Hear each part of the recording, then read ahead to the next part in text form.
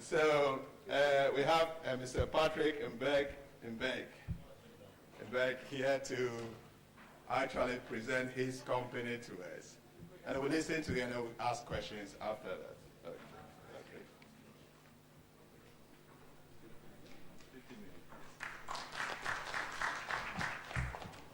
Bonsoir, ça va bien? I don't want to speak English. I speak French, ok. Mon nom est Patrick Bang. Je suis le président du groupement des opérateurs du secteur des technologies en Côte d'Ivoire.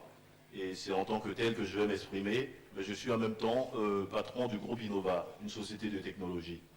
Je vais m'exprimer aujourd'hui, ce soir, sur les opportunités qu'offre la relance de la Côte d'Ivoire, notamment pour les opérateurs chinois dans le domaine des technologies de l'information et de la communication. Et quelles sont les attentes des partenaires que nous sommes. Et ensuite, si je ne dépasse pas les 15 minutes, je vais présenter Innova.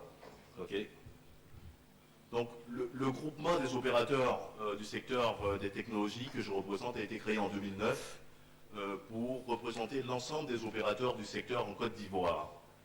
Les missions de ce groupement sont naturellement de défendre les intérêts de la profession, mais d'assurer le développement du secteur des TIC en Côte d'Ivoire et surtout de vulgariser les TIC en Côte d'Ivoire. Ce groupement a une forte représentativité sur 300 entreprises que comporte le secteur. Ce groupement représente 100 entreprises affiliées. Je dirais même que Huawei, qui est société chinoise, est en train de faire son affiliation au niveau de ce groupement, parce que Huawei travaille en Côte d'Ivoire déjà. La taille des entreprises part de la filiale de multinationale à la très petite et moyenne entreprise. Et la localisation, c'est dans la zone franche de Grand Bassam. Et notre site internet, pour avoir plus d'éléments, c'est www.gothic.ci. Vous savez tous que la Côte d'Ivoire, qui était, il y a jusqu'aux années 80, la deuxième puissance économique de l'Afrique de l'Ouest, et je dirais la plateforme économique essentielle pour l'Union monétaire ouest-africaine, a traversé une longue crise politique de 99 qui a trouvé son issue en 2011. Et de nouveaux challenges, de nouveaux défis se posent à la Côte d'Ivoire. C'est comment relancer la locomotive de son développement, comment accélérer son développement et sur quel levier capitaliser pour accélérer son développement. Et la Côte d'Ivoire, avec la nouvelle politique, la nouvelle gouvernance, s'est donné un objectif d'être pays émergent à l'horizon de 2020. Et pour ce faire, la Côte d'Ivoire a voulu capitaliser sur le levier que sont les technologies pour accélérer son processus de développement. Et dans cette dynamique, elle s'est donnée, je dirais, une cyberstratégie nationale qui aura pour vocation non seulement de transformer fondamentalement l'économie ivoirienne, mais de la positionner comme cette économie émergente de la sous-région dans les années 2020. Pour ce faire, un cadre institutionnel réglementaire a été mis en place qui en mars 2012, a vu la refonte du Code des télécommunications et du Code des TIC en Côte d'Ivoire et qui permettrait à l'ensemble des opérateurs qui veulent s'installer en Côte d'Ivoire de travailler avec les bonnes pratiques en termes juridictionnels, en termes institutionnels et d'être protégés. Et la Côte d'Ivoire aussi s'est lancée dans un processus de normalisation au niveau de ces textes fondateurs, normalisation par rapport aux textes de la CEDEAO pour participer au vaste marché des technologies de l'information et de la communication dans la zone CEDEAO. Les acteurs principaux de cette stratégie sont naturellement le ministère des Postes et Télécommunications, l'Agence de régulation des télécommunications en Côte d'Ivoire, la Poste, qui a un rôle essentiel dans le service universel. On a créé une agence nationale de services universels qui aura pour vocation de financer à partie ces projets. Il y a une zone franche qu'on a créée, une zone franche des technologies de l'information et de la communication qui est censée créer une plateforme technologique, un hub, je dirais, de sociétés technologiques en Côte d'Ivoire.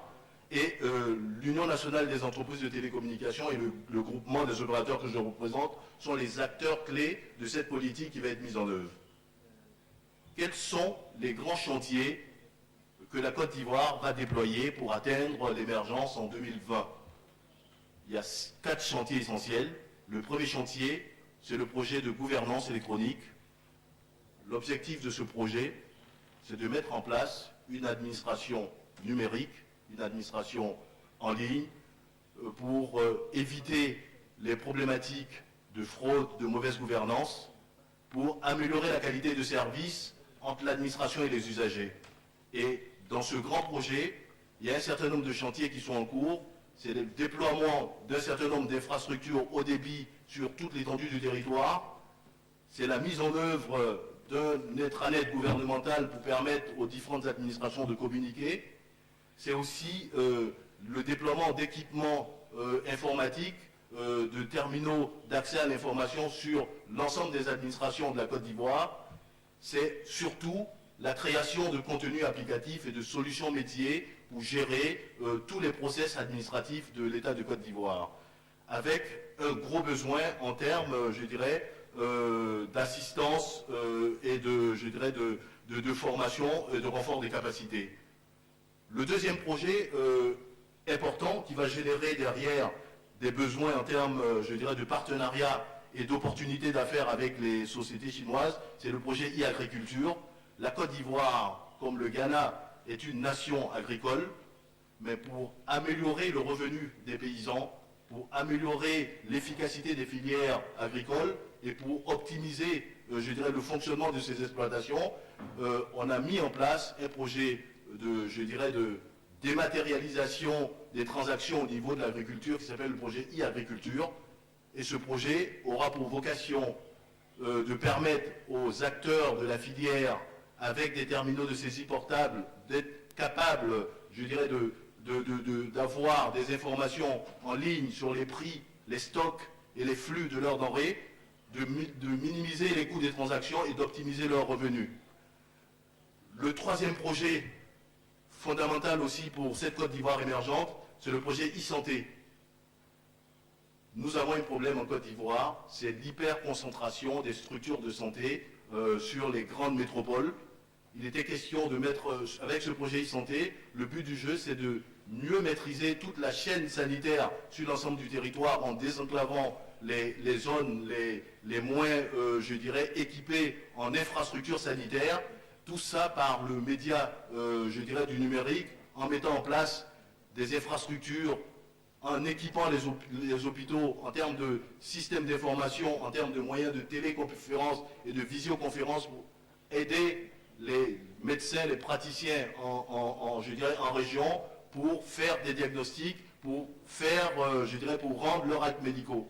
Ce projet e-santé va générer un certain nombre de besoins en termes d'infrastructures matérielles et aussi de contenu logiciel pour lequel nous attendons aussi un partenariat avec les sociétés chinoises qui, je pense, ont expérimenté ce type de situation dans je dirais, dans certaines régions de la Chine. Le dernier projet que nous allons lancer, c'est le projet e-éducation. Ce projet fondamental a pour vocation, lui aussi, de décloisonner, je dirais, la couverture, je dirais, du système éducatif sur toute l'étendue du territoire. On sort de guerre, il y a des zones qui sont encore, je dirais, plus ou moins sous contrôle ou bien moins contrôlées par l'administration ivoirienne, où il n'y a pas d'école, il n'y a pas d'institution. Il est important que les jeunes et les moins jeunes de ces régions puissent accéder à des ressources documentaires pour se former, puissent être formés. Donc la mise en place des dispositifs de visio, de téléconférence, de télééducation vont permettre à ces jeunes ou bien à ces moins jeunes de ces régions d'accéder à l'information. Il y a aussi des projets d'équipement, je dirais, des écoles, l'accès Internet au niveau des écoles, la création de contenus pédagogiques en langue locale, tout ça pour permettre à l'école ivoirienne de retrouver son statut et je dirais, la qualité qu'elle avait dans les années 80 avant ces 2 décennies de crise. Donc vous voyez, sur l'ensemble de ces projets, il y a un important gisement de projets et d'opportunités de partenariat pour les sociétés chinoises qui souhaitent s'implanter en Côte d'Ivoire. les capacités de l'industrie des TIC en Côte d'Ivoire n'est pas suffisante et n'est pas à un niveau de maturité pour absorber tous ces besoins dans cette fenêtre des 10 ans.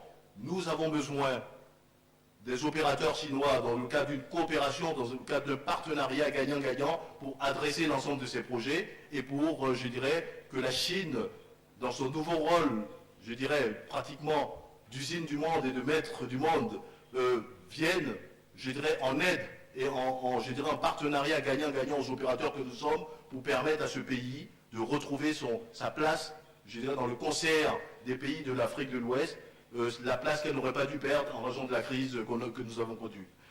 En termes de besoins en type de partenariat que nous avons, il y a le partenariat commercial de base sous forme de représentation d'entreprises chinoises qui veulent, je dirais, œuvrer dans ces vastes projets numériques en Côte d'Ivoire. C'est le premier niveau de partenariat. Nous avons besoin aussi de mettre en place des écosystèmes techniques, des partenariats techniques pour assurer des complémentarités d'offres avec les opérateurs ivoiriens et d'être en mesure d'adresser tous les besoins locaux que va générer, je dirais, toute la cyberstratégie de l'État de Côte d'Ivoire et plus loin de viser tout le marché sous-régional ouest-africain.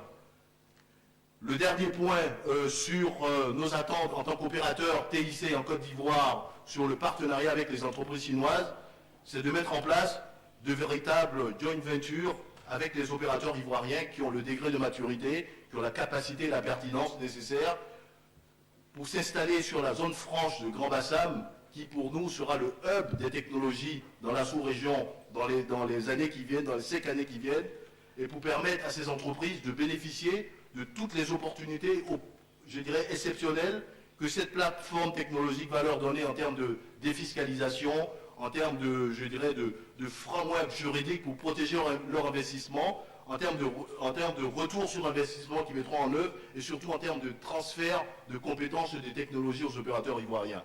Et cette plateforme a vocation pour adresser non seulement les marchés en Côte d'Ivoire, mais tous les marchés dans la sous-région, parce que, comme je le dis, la zone franche de Grand Bassam sera le hub des technologies de la sous-région. Donc, pour terminer, on m'a fait un gang que je vais peut-être présenter un peu plus tard dans les discussions Innova.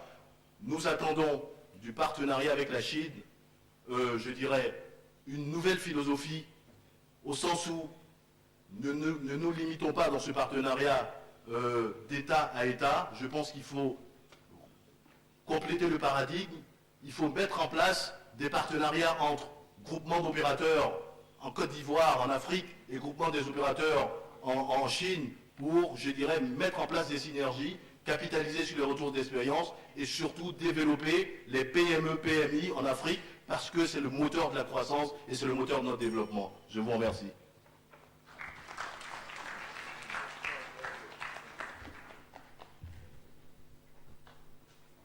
Well, Patrick, can I just